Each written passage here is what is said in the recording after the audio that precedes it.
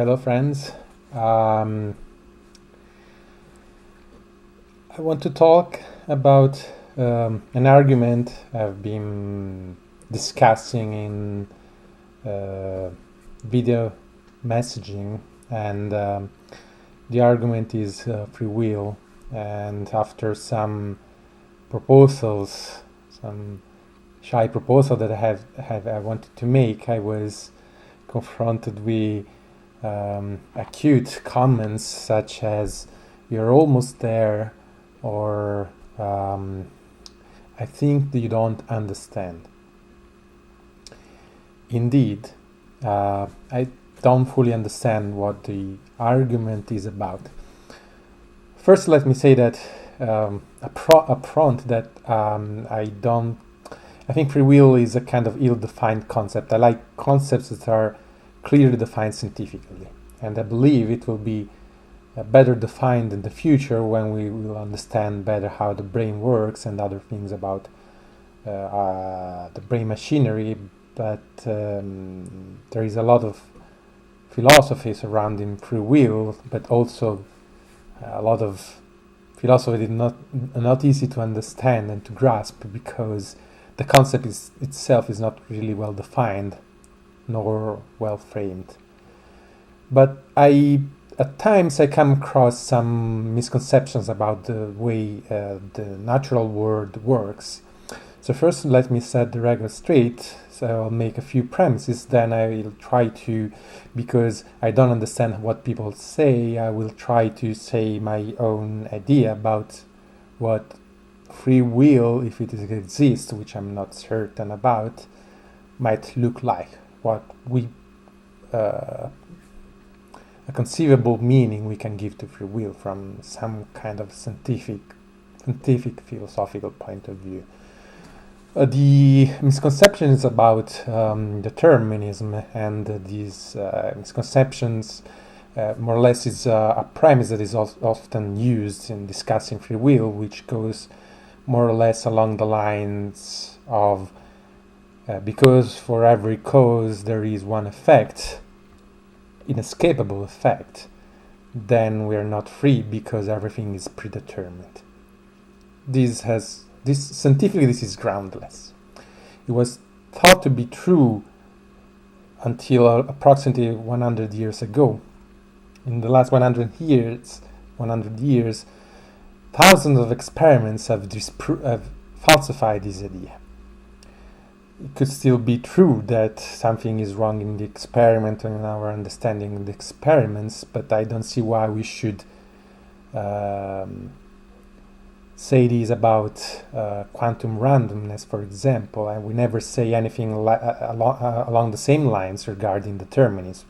Like, we always got it wrong, we didn't understand that in fact determinism is just an illusion. And randomness, yes, it might be an illusion because of some hypothetical experiment in the future of mankind that might disprove quantum randomness. So in the last 100 years there have been thousands of experiments that have falsified the idea that everything is totally predetermined. And this is because, for example, just an example, it is impossible to prepare, let's say, two particles or two photons in the same identical states, so that for every conceivable property of the particle that can be measured, we can be certain that the two identical particles in identical state will give the same answer, regardless of what is measured.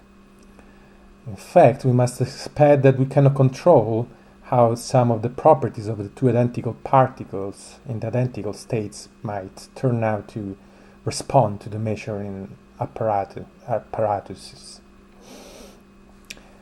This disproves the idea that for every cause there is one inescapable effect, and rather there are different possibilities.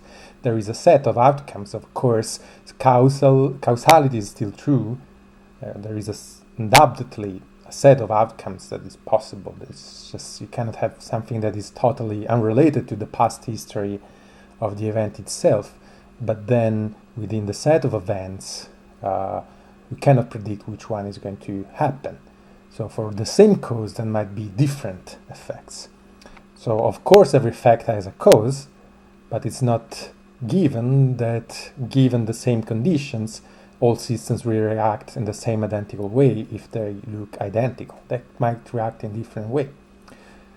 So then, following on this, once I've disproven this idea, things look simpler to me, in the sense that we have causality, and all that is left is causality. So the argument against free will now goes more or less like, because everything is causal, we don't have free will. And I don't fully agree with this argument, because I don't think that free will implies that there is no causality. I think that if I make a choice, there are causes for that choices. And the question is whether or not I can veto one of the alternatives that I'm faced with. So because I don't understand what the argument is, I try to put forward my own argument, and you'll tell me what is wrong with it. And what I want to say is the following. I propose a model. It's quite obvious, a naturalistic model, and that is our brain goes through configurations every time, in which every configuration we have neurons firing off at every time through chemical reactions, through electrical spikes, and then given configuration of the brain associated to it, there are sensations, there is the perception of seeing something of a given color, the perception of being afraid, the perception of whatever you like. So if I associate to every configuration of the brain what my perception of reality is, the game looks simpler to me, in the sense that the brain is so complex a machine that the emerging property of the brain is what we call a living being that perceives reality. This is nothing more than the machinery of the brain at work that is so complex that the result is a perceiving being.